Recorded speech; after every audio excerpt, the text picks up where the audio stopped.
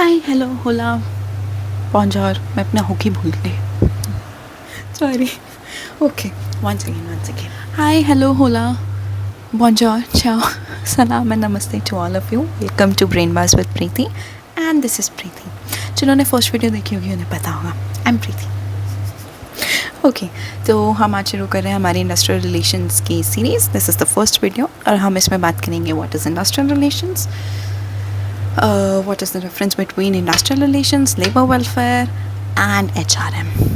Plus हम बात करेंगे कि MBA वालों के लिए क्यों मैटर करना पड़ता है और क्यों इतना सर खपाना पड़ता है इस सब्जेक्ट पे. जॉब के लिए भी क्यों मैटर करता है जॉब के लिए. So see what is industrial relations.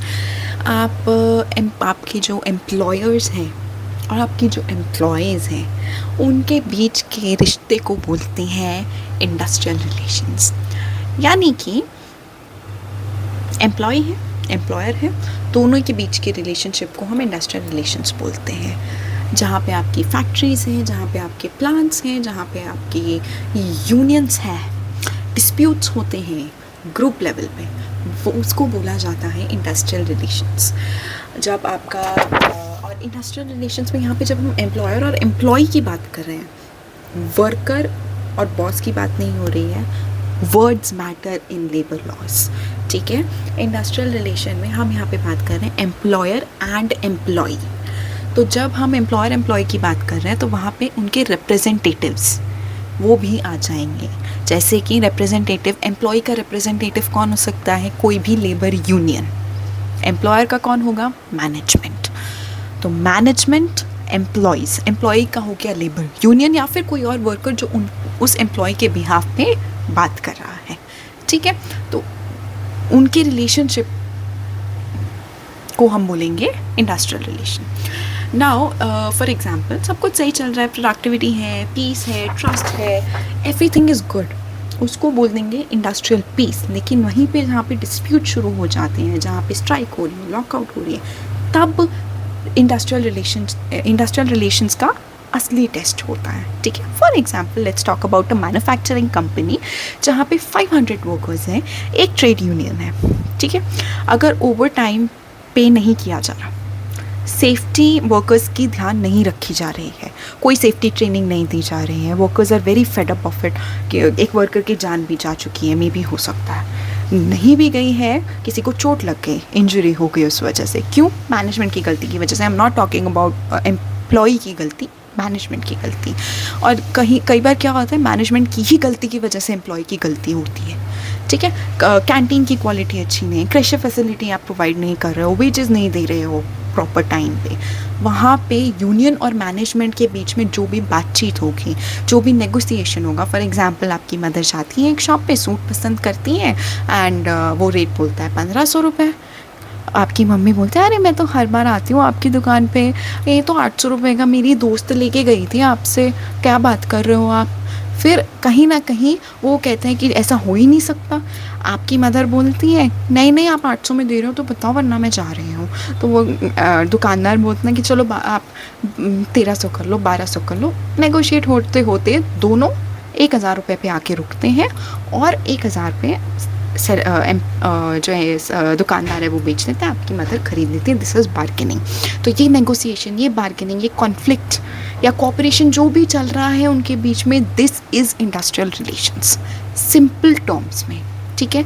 तो सोच के देखो, HR डिपार्टमेंट सिर्फ रेज्यूमे शॉर्टलिस्ट नहीं करता है. नाउ यू नो HR और क्या क्या करता है. Specially when you apply for HR operations, सुना है कभी?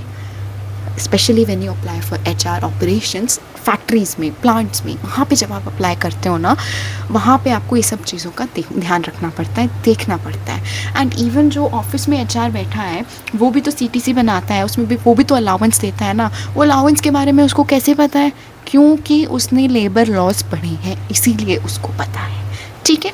So this is industrial relations. तो इंडस्ट्रियल रिलेशंस ना, remember it is a group level relation. यहाँ पे मैनेजमेंट और एम्प्लॉय की बात हो रही है. ठीक है.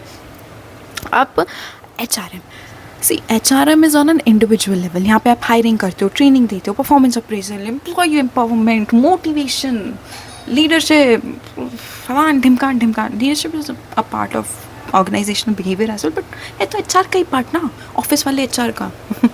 ठीक है, तो एमबीए एचआर सब्जेक्ट्स ना इन चीज़ों पे बहुत ध्यान देते हैं बच्चे, ये सब पता होता है उनको इसके बारे में, लेकिन इंडस्ट्रियल रिलेशंस के बारे में नहीं पता होता है। Then we have labour welfare.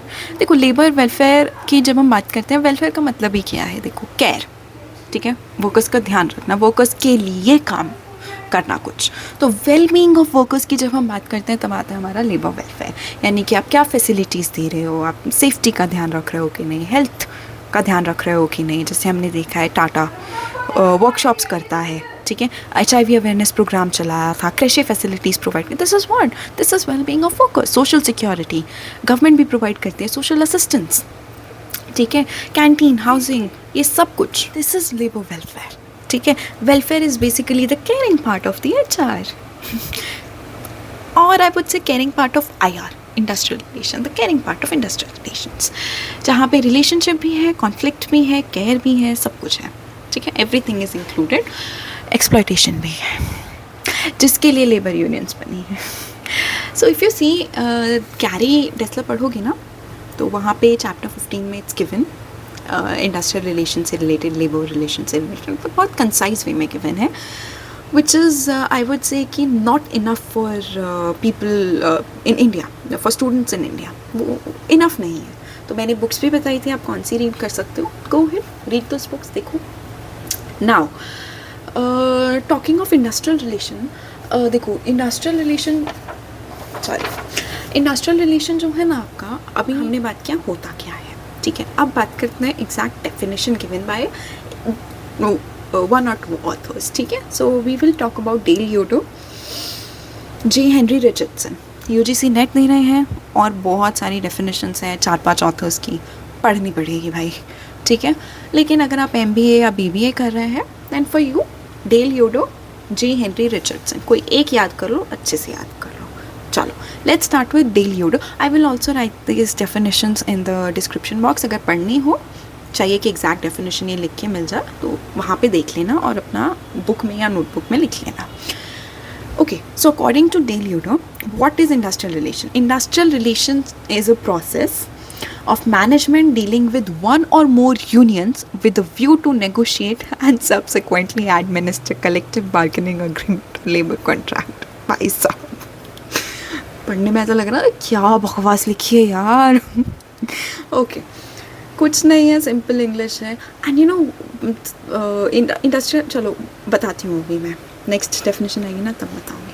क्या बोला, क्या है इंडस्ट्रियल रिलेशन? प्रोसेस है किस चीज़ का, जहाँ पे मैनेजमेंट एक या उससे ज़्यादा एम्प्लॉयज़ के साथ डील कर रहे हैं, union, sorry I am so sorry, not employees, unions, wording matter, जब आप किसी की डेफिनेशन लिख रहे हो वर्ड टू वर्ड लिखनी होती है, इसलिए हिंदी में बता रही हूँ। इंडस्ट्रियल रिलेशन क्या है? Is the process of what, management dealing with one or more unions. क्यों, अब क्यों डील कर रही है वो, किस चीज़ के लिए डील कर रहा है? टू नेगोशिएट करने के लिए, with a view to negotiate, first is negotiate and subsequently, यानी कि इसी के साथ एडमिनिस्टर कलेक्टिव बार्गेनिंग अग्रीमेंट और लेबर कॉन्ट्रैक्ट। अभी मैंने कलेक्टिव बार्गेनिंग का आपको एग्जांपल दिया था, जहाँ पे आपकी मदर बार्गेनिंग कर रही थी, ठीक है, वो बार्गेनिंग था, that is collective bargaining. Collective शब्द क्यों इस्तेमाल किया? मैंने कहा industrial relation is a group level relationship, जहाँ पे मैनेजमेंट है, एम्प्लॉयज़ है, इंडिविजुअल लेवल पे नहीं हो रहा है, इसीलिए कलेक्टिव बार्गेनिंग शब्द का इस्तेमाल किया गया है यहाँ पे, ठीक है। या फिर लेबर कॉन्ट्रैक्ट, ठीक है, with a view to negotiate, या तो नेगोशिएट करना है एंड सब्सिक्वेंटली, जब आप नेगोशिएट कर रहे हैं, आपकी मम्मी नेगोशिएट कर रही है वहाँ पे कि भाई मैं तो 800 का लूँगी, वो कह रहे हैं नहीं मैम इतना थोड़ी होता, आप मैं मैक्स 1300 कर सकता हूँ, उससे कम नहीं करूँगा मैं। एंड सब्सिक्वेंटली उसी के साथ एडमिनिस्टर कलेक्टिव बार्गेनिंग कहाँ हुई? जहाँ पे वो दोनों अग्री कर गए कि ये रेट ठीक है, 1000 में वो दे रहा है, 1000 में मैं अग्री हूँ, चलो 1000 में ले लेते हैं। कलेक्टिव बार्गेनिंग और लेबर कॉन्ट्रैक्ट, यहाँ पे कॉन्ट्रैक्ट बन गया कि हाँ इतना जो मेरी मांग थी, बीच रास्ते पे आए, मिले, बार्गेनिंग की और अब उसी का कॉन्ट्रैक्ट बना लिया, ठीक। तो हमने पढ़ा according to Dale Yoder, industrial relation is the process of management dealing with one or more unions with a view to negotiate and subsequently administer collective bargaining agreement और लेबर कॉन्ट्रैक्ट। अब आते हैं सेकेंड डेफिनेशन पे। According to J Henry Richardson, Industrial relations may be referred to as an art, the art of living together for purposes of production.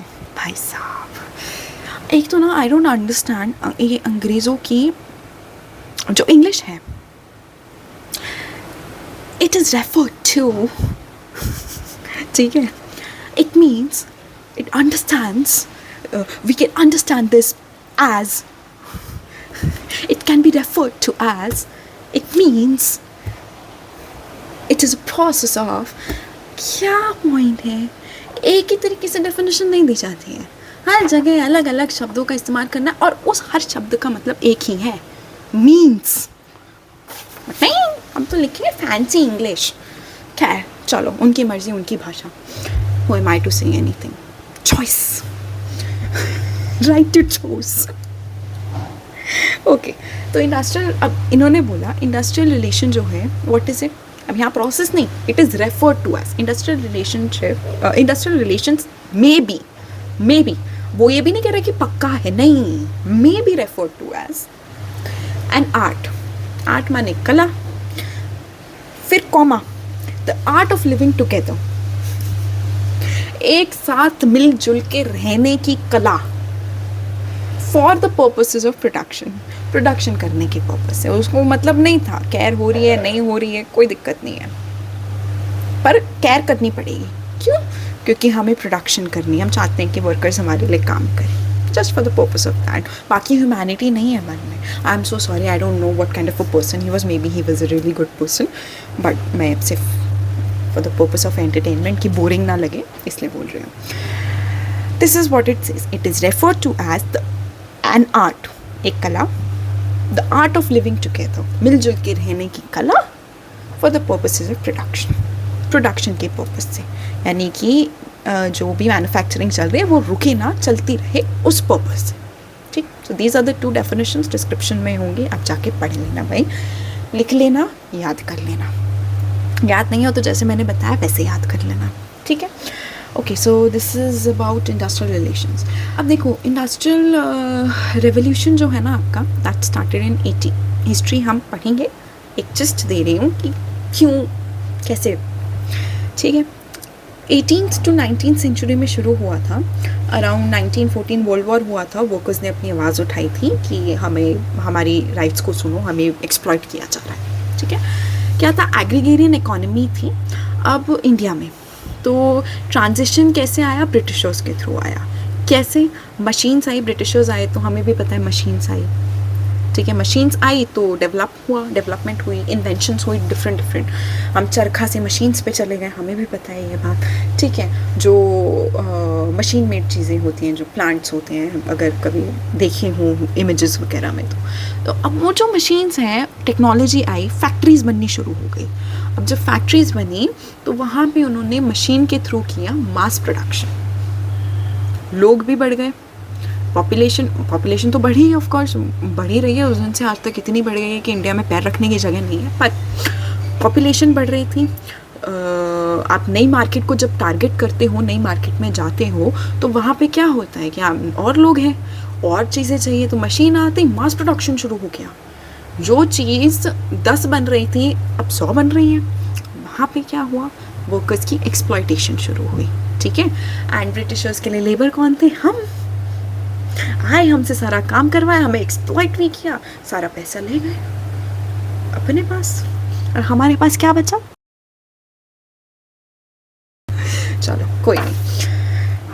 तो अब workers का exploitation कैसे होता था, पेमेंट नहीं दिया, पे नहीं किया, I am so sorry notification आ गया, पे नहीं किया, ओवर टाइम नहीं देते थे, 20-20 घंटा काम करवाते रहते थे उनसे. वो देखा है कभी मूवीज़ वगैरह में, I am not sure if it was real और नॉट, वो क्या होता था, हंटर वाला वो विप मार के उनसे काम करवाते थे. इवन हमारे यहाँ के कुछ राजा महाराजा भी ऐसे थे, बट वो भी करवाते थे ऐसे, हमको कुछ नहीं समझते थे, हमसे ही काम करवाते थे, हमारा ही काम छीन लिया हमसे और हमें को एक्सप्लॉइट करते थे. So not this all exploitation started. अब now point to be noted, ये एक्सप्लॉइटेशन सिर्फ इंडिया में नहीं हो रहा था. मैं येस ब्रिटिशर्स का एग्जाम्पल दे रही हूँ क्योंकि हमारे यहाँ उनके थ्रू ज़्यादा हो रहा था. ठीक है। लेकिन ये एक्सप्लॉयटेशन हर उस जगह पे हो रहा था, हर जगह पे हो रहा था। टू इवन अफ्रीका हो गया, चाहे अमेरिका हो गया, चाहे कोई और कंट्री हो गई, बहुत सारी ऐसी जगह हैं जहाँ पे एक्सप्लॉय, इवन चाइना 1914 में जब वर्ल्ड वॉर हुआ तब वर्कर्स ने अपनी राइट्स उठाई कि 20-20 घंटे काम करवाते हो, खाना खाने को नहीं मिलता है, ब्रेक नहीं मिलता, ये नहीं होता, वो नहीं होता। तब इंडस्ट्रियल रेवोल्यूशन जब शुरू हुआ तब जाके बहुत सारे चेंजेस आए। तब से लेके अब तक बहुत चेंजेस आ चुके हैं लेबर लॉज में।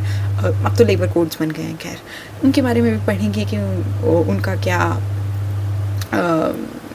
उनमें क्या इश्यूज़ हैं, क्या नहीं है। बहुत ज़्यादा क्रिटिकल पॉइंट ऑफ व्यू से नहीं पढ़ेंगे क्योंकि एग्ज़ाम पर्पस से पढ़ रहे हैं हम। अब देखो, अब आते हैं लास्ट पार्ट में, why it matters for MBA students, उनके करियर के लिए क्यों इम्पॉर्टेंट है।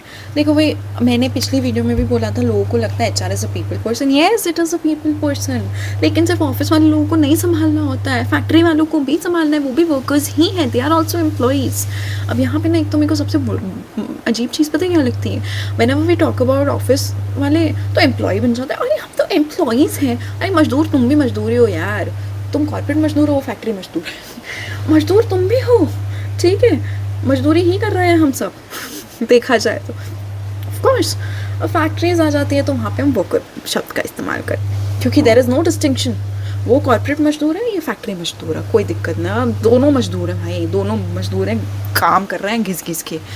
मैं देख रही हूँ अपने भाई को, देख रही हूँ करते हुए, भाई साहब। चलो खैर, तो क्यों पढ़ना है आपको, देखो MBA के लास्ट सेमेस्टर में ना, when you study this exam में आते हैं 10-15 मार्क का क्वेश्चन। एक तो एग्ज़ाम पर्पज से देखो तो डिस्कस करना है, एक्सप्लेन करना है उस कंसेप्ट को, मतलब एक्सप्लेन करना है, फिर डिस्कस करना है उसके बारे में, फिर उसको क्रिटिकली इवैल्यूएट भी करना है। क्रिटिकली इवैल्यूएशन का मतलब है कि उसमें क्या प्रॉब्लम्स आती हैं, क्या है क्या नहीं है, मतलब basically they expect us to write a 7 to 8 page answer. देखेंगे कैसे लिखते हैं ठीक है। कॉन्सेप्ट क्लियर होगा ना, एग्जाम्पल्स के साथ इंक्लूड करके लिख देना। एग्जाम्पल्स भी दूंगी मैं जगह जगह पे, जहाँ डायग्राम बना सकते हो वहाँ डायग्राम बना देना, ठीक है। और वो छोटे छोटे पेन से मत बनाना, बड़े डायग्राम बनाना, पेज कवर हो जाते हैं, कोई दिक्कत नहीं है वो, क्योंकि डायग्राम से ना समझ आ जाता है कि हाँ पता है उनको, देव अंडरस्टूड द कंसेप्ट, थोड़ा स्कोरिंग बढ़ जाती है उससे, ठीक है। ओके, करियर पर्पस से देखते हैं अब ये क्यों ज़रूरी है। देखो, बहुत सारी मैन्युफैक्चरिंग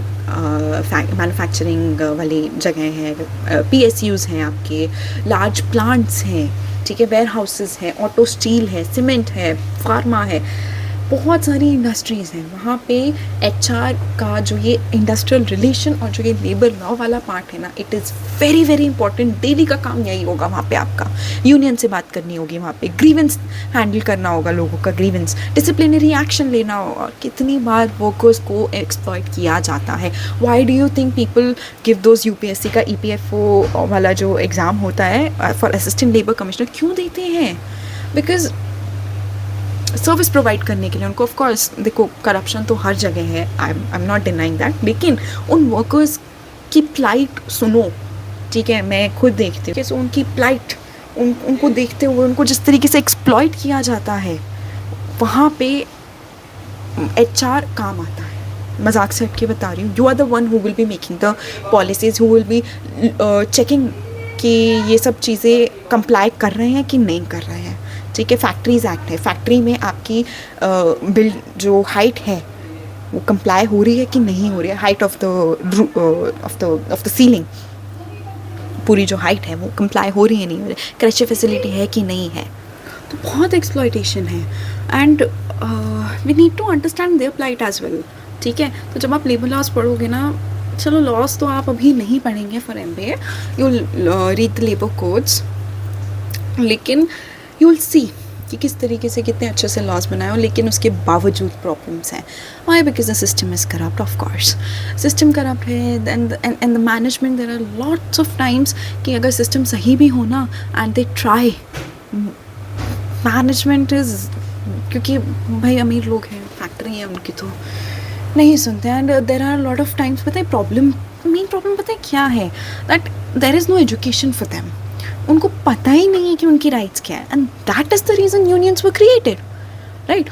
आप किसी चले जाओ किसी मजदूर मिस्त्री के पास, उससे जाके बोलोगे ना कि भाई आपको पता है ऐसा ऐसा है, या आपको इतना भी नहीं दे रहा है ये वो, he would be like sir 2 वक्त की रोटी मिल जा रही है मेरे को तो ठीक है, बस बहुत है। बहुत फ़र्क पड़ता है, and that is why education is important. But वो लोग के उनके जो बच्चे हैं वो एजुकेशन भी अफोर्ड नहीं कर पा रहे हैं। So well yes, I have a dream कि मैं फ्री में उनके लिए भी कुछ एजुकेशनल स्टफ बनाऊँ, एजुकेशनल चीज़ें बनाऊँ। इफ़ यू नो कि कोई ऐसी चीज़ है जिस पे मुझे बना देना चाहिए फ्री में, कि हम अफोर्ड नहीं कर पाते हैं उस चीज़ को, हम प्लीज़ बना दो, I will for sure, why not, हमेशा I am ready. I am not in this for profit. खैर, तो आप लोग समझ गए हैं इंडस्ट्रियल रिलेशंस क्या है, वाई इज़ इट इम्पॉर्टेंट, और आपके करियर के लिए क्यों ज़रूरी है, क्योंकि एचआर का काम सिर्फ इतना नहीं होता। एंड इवन अगर आप आईटी सेक्टर में देखोगे ना, गिग वर्क, रिमोट वर्क, जो वर्क फ्रॉम होम कर रहे हैं, हम कॉन्ट्रैक्ट लेबर की बात कर लो, बिल्डिंग कंस्ट्रक्शन वर्कर्स होते हैं, हमारे पॉलिसीज़ हैं। देखा है कितनी बार हेडलाइन में आता है फलाना कंपनी डिड ले ऑफ, क्या अमेजोन ने ले ऑफ कर दिए, इतने ही आता। वो ले ऑफ क्या है, what is that lay off, and how do you know कि ले ऑफ करना है, and what are the policies lay off करने की। पॉलिसी भी छोड़ो, लॉ क्या कहता है ले ऑफ से रिलेटेड। इट्स नॉट ओनली कि भाई ज़्यादा पढ़ रहे हैं, हमें महंगा पड़ रहा है, या ज़्यादा लोग हो गए हैं, ओवर स्टाफ ने कर दो ले ऑफ। नहीं, there is a full law कि कब करना है, किस नोटिस पे करना है, कैसे कर सकते हो, और उस ले ऑफ पीरियड में भी अगर वो टेम्पररी है तो आप उनको पे करोगे। बहुत सारे लॉज एंड रेगुलेशंस हैं। खैर, और एक बारी अगर ये केस गलत हैंडल कर दिया ना, it will cost your company crores of rupees. ठीक है, ऐसा नहीं है कि 10-20 रुपए में या हज़ारों में या लाखों में, करोड़ों में जाता है। फिर वो बात लॉस होता है, बहुत लॉस हो जाता है, स्ट्राइक्स लंबी चलती रहती हैं, रेपुटेशन डैमेज होती है, लीगल पेनल्टीज़ वो अलग। ठीक है, इसीलिए यूनियंस बनी थी कि वर्कर्स को वो लोग कर पाए एजुकेट कि this is your right, fight for it. This is why unions were created, जो कि बाद में चल के पॉलिटिकल हो गई थी बीच में, अभी भी है। बट कहीं ना कहीं अगर वो यूनियंस नहीं होंगी तो और ज़्यादा एक्सप्लॉयटेशन होगा वर्कर्स का। कम से कम वो उनको याद तो दिलाती हैं कि यार this is your right, fight for it. कभी कभी वर्कर्स आर लाइक सर क्या फ़ाइट करें, हमारे पास इतना पैसा कहाँ है जो हम इनसे लड़ सकें या कोर्ट जा सकें। ठीक है, कौन चक्कर काटेगा, करते रहते हैं काम। वो एक्सप्लॉयटेशन अभी तक ख़त्म नहीं हुई है। येस, थिंग्स आर इम्प्रूव्ड, ख़त्म नहीं हुई है, और मुझे नहीं लगता अभी कुछ सालों में ख़त्म ऐसे हो भी पाएगी। ठीक है, वेल डिस्कस, ये तो डिस्कशन चलता रहेगा, बहुत चलेगा। स्पेशली यूपीएससी वाले तो बहुत करते हैं इन चीज़ों पे डिस्कशन। एंड अगर आपको डे टू डे जानना है कि इससे रिलेटेड रेगुलेशन में चेंजेस आ रहे हैं, कुछ आ रहे हैं, तो न्यूज़ पढ़नी पड़ेगी आपको उससे रिलेटेड, नेबर लेजिस्लेशंस जिसे हम बोलते हैं, उनसे रिलेटेड। खैर, ओके, सो इंडस्ट्रियल रिलेशन बोरिंग ज़रूर लगता है, but it is not boring when you see the ground reality of people ना, when you go on ground, factory में जाओगे, प्लांट्स में देखोगे वर्कर्स कैसे काम करते हैं, क्या हालात हैं। ये TCS वगैरह, TCS बोल रहे हैं, I'm so sorry, Tata steel and all, these are big companies, ये अलग है, दीज आर वेरी डिफरेंट। किसी लोकल मैन्युफैक्चरिंग कंपनी में जाके देखो, वहाँ पे वर्कर्स के क्या हालात होते हैं कई बार। उसको छोड़ो, आपके यहाँ जो ठेकेदार होता है, जो बिल्डिंग बना रहा होता है, वो देखो वर्कर्स को कितना पे करता है और क्या सिनेरियो रहता है और कैसे ट्रीट किया जाता है उनको। आपके आसपास ही देख लो, यू विल नो, समझ रहे हो। सो खैर, बोरिंग बेशक लगता है, but it's very interesting if you go into it ना। और आपके करियर के लिए तो बहुत ज़्यादा ज़रूरी है, नुकसान नहीं करना है कंपनी को करोड़ों का, और करोड़ों का नुकसान कंपनी को होगा वो अलग, आप फायर हो जाओगे वो अलग, दोबारा कहीं नौकरी नहीं मिलेगी वो अलग। So it's a risk management for HR as well. ध्यान से पढ़ो, ढंग से पढ़ो, अच्छे से पढ़ो इसको। अब नेक्स्ट वीडियो आएगी, नेक्स्ट वीडियो में वी विल कवर की कॉन्सेप्ट्स ऑफ इंडस्ट्रियल रिलेशन, जिसमें हम कई चीज़ें पढ़ेंगे, ऐसा नहीं है। जैसे कि आपके वर्कर्स एम्प्लॉयर्स से रिलेटेड थोड़ा industrial peace, industrial relation system, Dunlop का इंडस्ट्रियल रिलेशन सिस्टम पढ़ेंगे हम नेक्स्ट वीडियो में। ये थोड़ी लंबी होगी, मे भी हो सकता है वो वाली शायद थोड़ी छोटी होगी। Well, thank you for listening. कोई डाउट हो, कुछ पूछना हो, कुछ कहना हो, कमेंट सेक्शन में जाओ, कह दो, पूछ लो, बता दो, but be respectful. be respectful. Please be respectful to me, to each other, to everyone. ठीक है? Everyone deserves respect, irrespective of anyone who they are. ठीक है? Respectful एक अच्छी कम्युनिटी बिल्ड करते हैं कमेंट सेक्शन में, नॉट ट्रोलिंग, एक दूसरे को गाली दे दिया, किसी और को गाली दे दी, गवर्नमेंट को दे दी, इधर दे दिया, इन सब चीज़ों में मत घुसो. इस चीज़ के लिए मैं ये वीडियो बना भी नहीं रही हूँ. अगर ये करना है कहीं और जाके करना, मैं रिपोर्ट कर दूँगी, पहले बता रहे हैं. ठीक है? रिस्पेक्टफुल रहते हैं, अच्छे से एक दूसरे से बात करते हैं, एक अच्छी positive energetic friendly community build करते हैं. Okay, all the best. Bye bye. Okay, this is an edit in the video. I forgot to mention one thing, that if you want notes, the link is in the description box. आप मैं जो बोल रही हूँ उसके साथ notes भी पढ़ सकते हो. ठीक है? So I've created notes for you. क्यों ज़रूरत है आया इंडस्ट्रियल रिलेशन की, the meaning, the difference, everything is there. So go ahead and download those.